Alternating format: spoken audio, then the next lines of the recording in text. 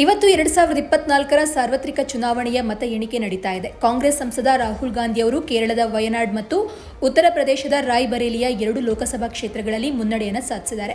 ವಯನಾಡಿನಲ್ಲಿ ರಾಹುಲ್ ಗಾಂಧಿ ಆರಂಭಿಕ ಮುನ್ನಡೆಯನ್ನು ಸಾಧಿಸಿದ್ದು 103 ಮತಗಳಿಂದ ಮುಂದಿದ್ದಾರೆ. ಕಾಂಗ್ರೆಸ್ ಭದ್ರಕೋಟೆಯಾದ ರಾಯ್ಬರೇಲಿಯು ಅವರು ಮುನ್ನಡೆಯಲ್ಲಿ ಸಾಧಿಸಿದ್ದಾರೆ.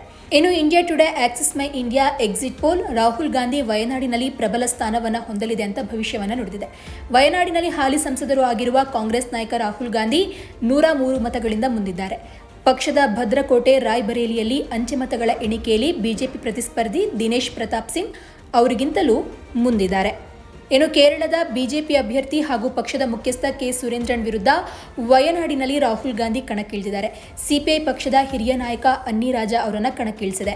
India Today Axis My India exit pole ಪ್ರಕಾರ ಕಾಂಗ್ರೆಸ್ ನಾಯಕ ಲೋಕಸಭಾ ಸ್ಪರ್ಧೆಯಲ್ಲಿ ಬಲವಾಗಿ ಸ್ಥಾನವನ್ನು ಪಡೆದಿದ್ದಾರೆ ಮತ್ತು ವಯನಾಡ್ ಕ್ಷೇತ್ರದಲ್ಲಿ ಸತತವಾಗಿ ಗೆಲ್ಲಬಹುದು ಅಂತ ಹೇಳಿದೆ.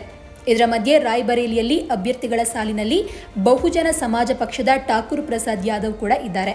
ಸದ್ಯಕ್ಕೆ ರಾಹುಲ್ ಗಾಂಧಿಯವರು 2 ಕ್ಷೇತ್ರದಲ್ಲಿ ಮುಂದಿದ್ದಾರೆ. ಆದರೆ ಈ ಏರುಪೇರು ಮುಂದಿನ ಕೆಲವು ಗಂಟೆಗಳ ಮುಂದಿನ ಕೆಲವು ಸಮಯದಲ್ಲಿ ಬದಲಾಗುವಂತಹ ಎಲ್ಲ ಸಾಧ್ಯತೆಗಳು ಕೂಡ ಇದೆ.